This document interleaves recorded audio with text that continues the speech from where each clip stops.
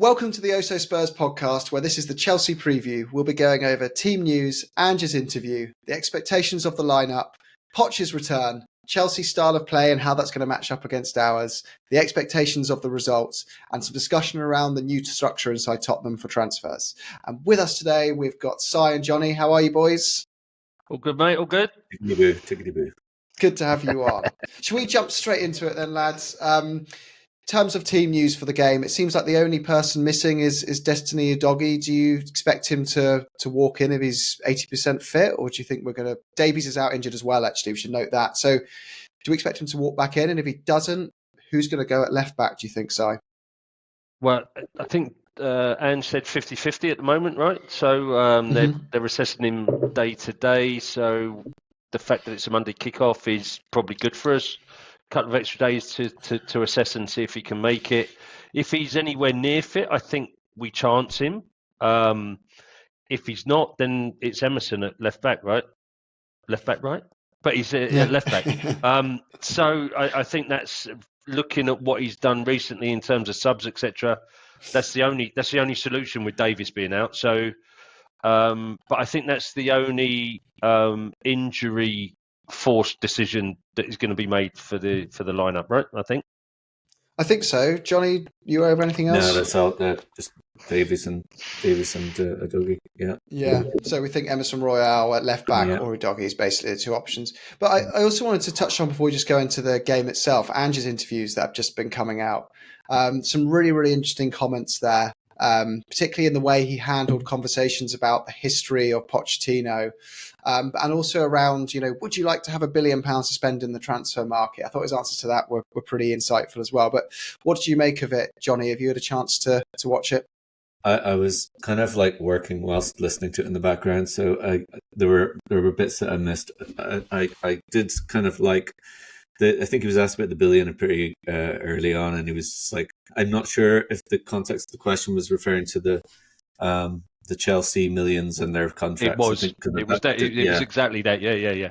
Right. So, I mean, he's, I guess, probably being tactful as well as being honest, because, I mean, it wouldn't really be his style. It certainly wouldn't be the history he's had, the kind of clubs he's been at, where you kind of have that sort of service. And I kind of think that I don't think that sort of a project, that horrible word, but that sort of a club would really entice him anyway, because I think he wants to make his own mark and does like an element of a challenge. Doesn't mean he wouldn't go to a club that had more money than Tottenham, but I think the way he answered it was very much like just being like, no, we've got to be realistic, and you don't necessarily find that when you spend a lot of money you're going to have some kind of an amazing team. We've seen lots of examples of clubs splashing the cash, not just in England, but overseas in Spain with the Real Madrid, kind of the turn of the millennium, and it took them long enough before they won La Liga.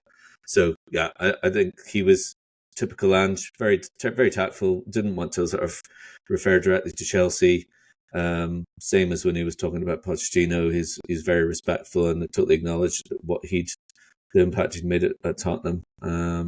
But he is always kind of brings it back to the present day and where they're at and kind of what's ahead, and not getting too excited or looking too far down the line. But Poch is just Jesus Christ. Postecoglou is oh my God, the name is similar. Freudian slip there. Yeah, no, Postecoglou. Let's just call him Ange.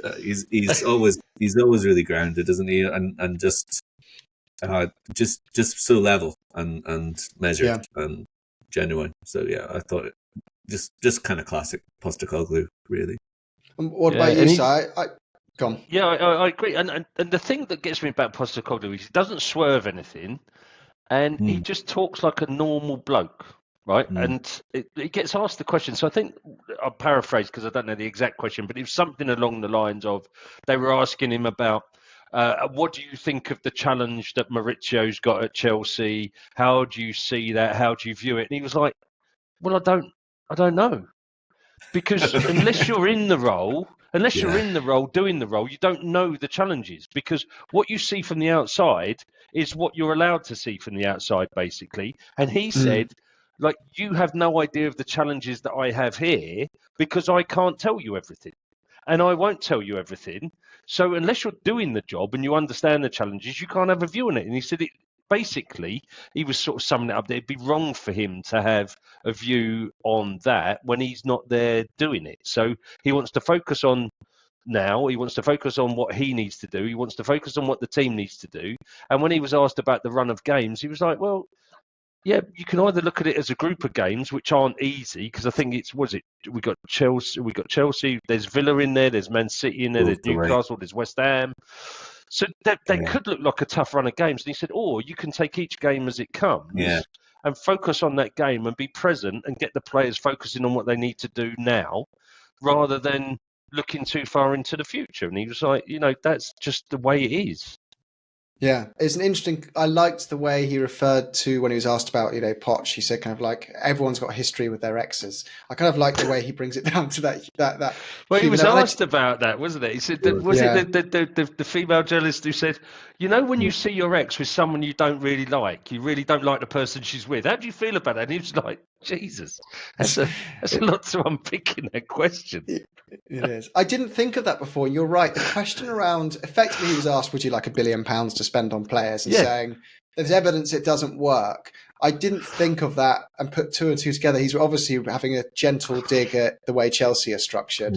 So that's really interesting. It must be, Daniel must be lapping it up. Someone's defending him to such a level like that to basically say, I'd rather have Daniel's transfer budget than I would £1 billion. So, in fairness, though, you look at our two most expensive signings.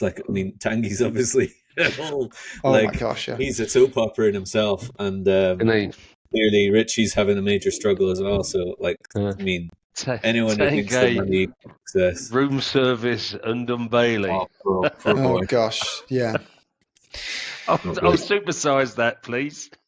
There's also on that there's a report that came out today that because there was talk he might come back in January because they'll cancel his loan in Galatasaray. Apparently we made sure in that agreement that's not allowed. So he's your problem over there in Turkey. He's going to lap up those kebabs, I'm sure now. He's enjoy. So yeah, it was a really refreshing interview as it always is with Ange. I've said this before and it's come back to mixed responses. I don't mean it literally, but wouldn't the All or Nothing series have been a blockbuster show under Ange that we'd rewatch over and over again? It was such a shame it happened under Jose. It was such a shame. But it was sort of that they must have commissioned it before they made the decision to sack Poch, though. Yeah, because it was, and then all they did was cut everything from the start of the season, and then it was the Jose show, right? Yeah. See ya. Yeah. But the other thing that I really liked about just to close out the press conference bit, Jim, he was asked about two players, and one thing that I always found a little bit frustrating about Poch was he almost refused to talk about individuals. He would always bring it back to solely about the team. But what Ange does really well is he makes it's all about the team, but he's very keen to pull out individuals when he's asked about them and big them up and say what they contribute to the team, what they contribute bigger than that. And he had a conversation there about Sarr, and one of the journalists asked about, Sarr, is he a 6? Is he an 8? And Ange said he's everything. He's everything that he wants to be. He can be a 6, he can be an 8, he's sometimes a 10, he's sometimes a fullback. He said where this kid can go is anywhere he wants to, basically. And I thought that was such. Imagine being 20 years old and having a manager like that say that in public about you. How's he going to feel when he goes out tomorrow? He's going to feel like he can take on the world.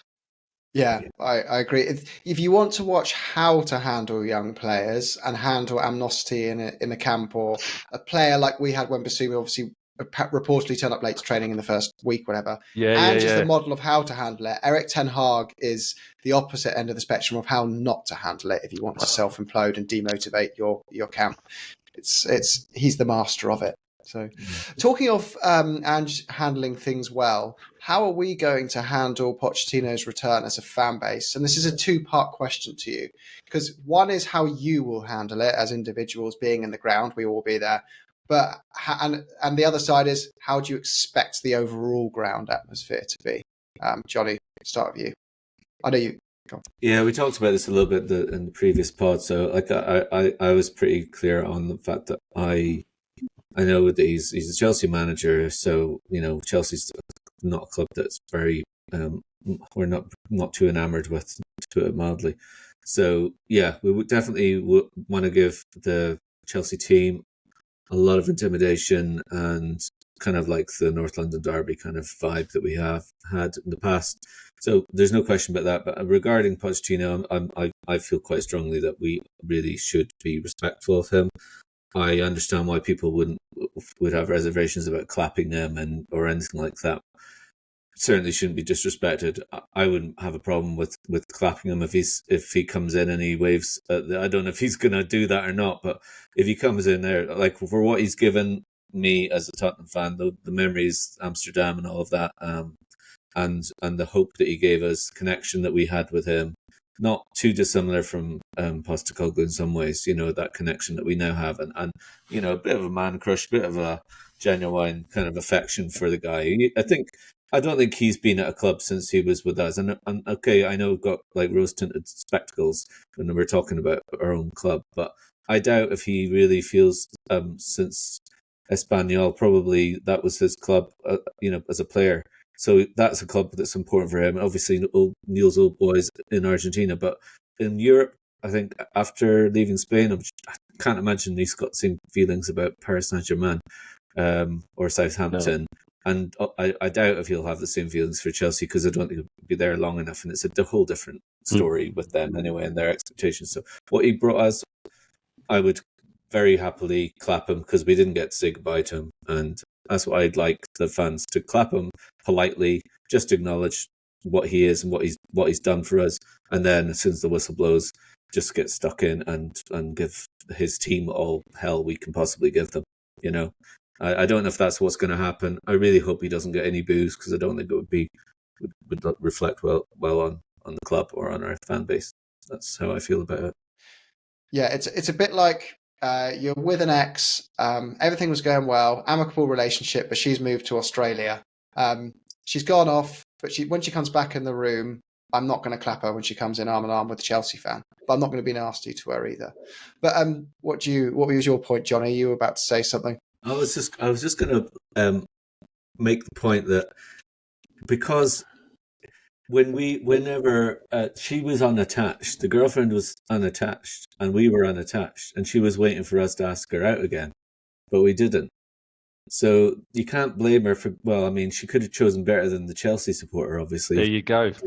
That's key. But what's she going to do? Wait around for us all the time? Well, she's just not in our league anymore. So Whoa! Yeah. I would say we're out of their league now. That's what I mean. Yeah, no. Yeah. Let's face it. I'm not sure it's about whether we're still together or not. It's the fact that she's got with a dickhead. Yeah, and you can't clap her for being with a dickhead. It's like, oh, you've let yourself down, sweetheart, really. You could have done so much better than that. So I can't celebrate that. Yeah. She's going out with a really, really rich guy who's just got an awful fashion sense and doesn't know how to spend his money. He's just covered in Gucci. Everything clashes. He's wearing bright white loafers and just a terrible, terrible outfit. But it is what it is. I don't want to use up too much time on our ex-partners anyway. I think that's the general consensus, right? You make your own decision. You have every right to do what you want when you're in that ground and you bought a ticket, as long as it's not impacting anyone else, in a harmful way. Do what you want, enjoy it the way you want, treat him how you want. You paid for your seat. That's how I look at it. So rolling on into the game itself, it's really interesting. We were discussing earlier, weren't we, about the stats behind both these teams? Because although if you looked at the table, you'd say Tottenham are absolutely miles ahead of Chelsea clearly this season, and they're in a bit of a mess. I think they've seen some green shoots lately in the way they've been playing, and statistically, actually, both the teams have a lot of similarities, and they're not actually miles apart from each other. Particularly when you look at things like expected goals in open play. Tottenham and Chelsea are pretty close to each other. Spurs have the fourth best XG in open play at the moment, just behind Liverpool, Brighton and Newcastle, and one ahead of Man City. But Chelsea are only 2 places behind them. Expected goals against as well. We look pretty similar there. Chelsea have the fourth best, actually, in terms of not conceding clear-cut chances. They sit as the fourth best team at that, and we're the sixth best team at that. And then lastly, if you look at the way, in people who are watching this on YouTube, don't worry, over audio, basically what it shows is the zones of control of a pitch. Us and Chelsea map out exactly the same, that we are both playing a similar style. We control the pitch through our press in a very similar way, and we do a really good job of winning the ball back when anyone tries to play out their penalty area.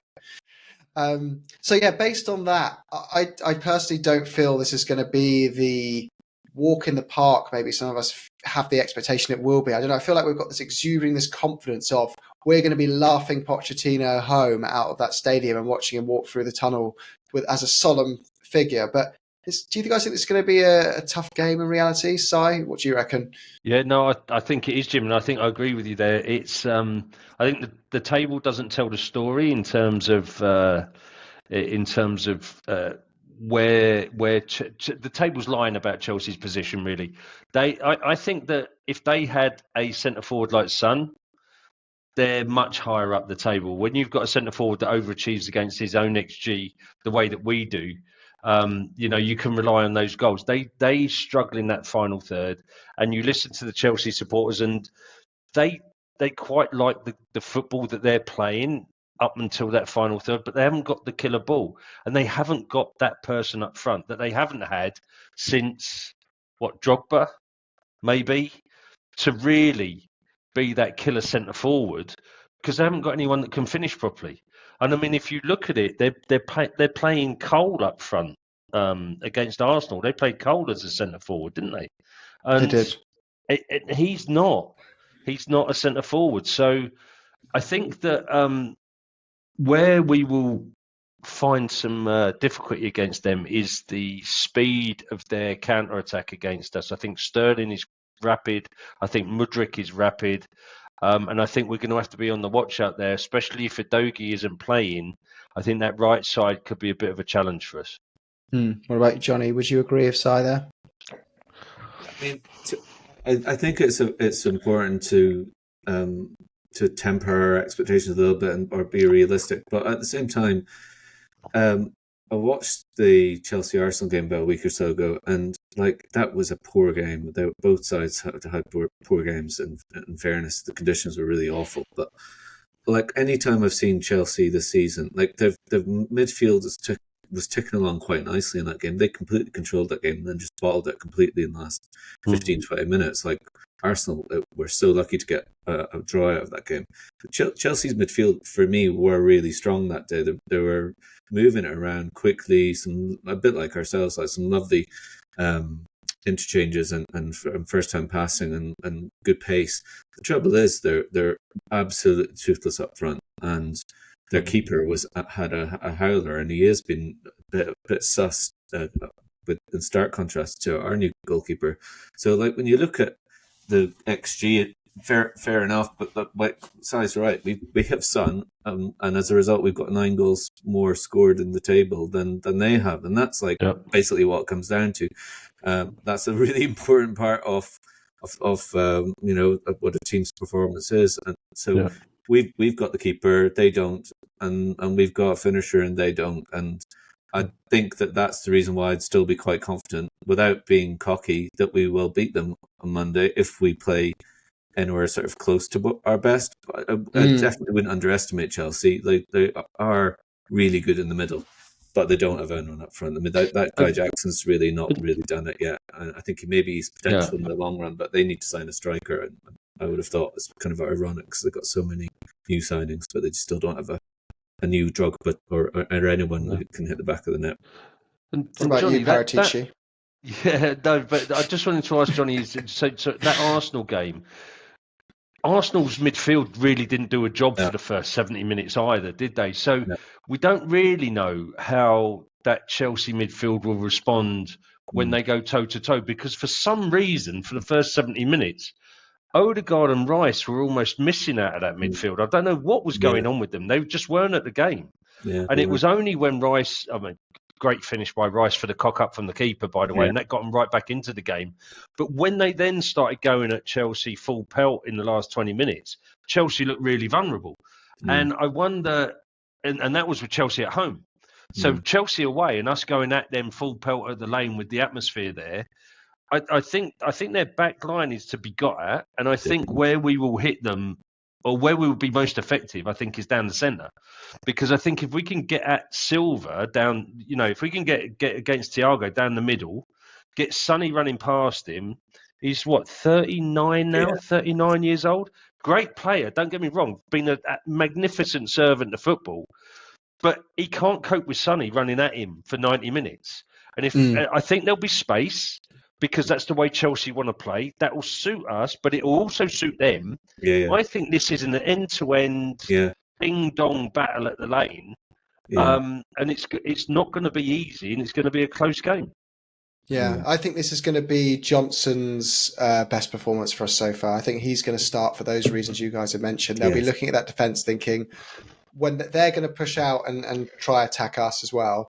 But we've got to beat them on that, not counter-attack, but we've got to be able to get behind them if we really want these. We've got to turn the ball over early with them. Yeah, we do. So do you think Johnson starts, Engine? Yeah, I'd almost bet my house on Johnson starting this one. Yeah. 1 sec. Pause it. So yours a bit weird. Is size audio weird for you, Johnny? Just That's okay. No, I'm hearing a bit of crackle on yours.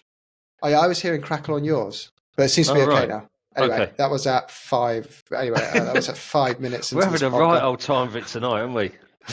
Yeah, we are. Well, I'll cut that out. I've just got some editing to do tonight. It's fine. 5:30 that happened.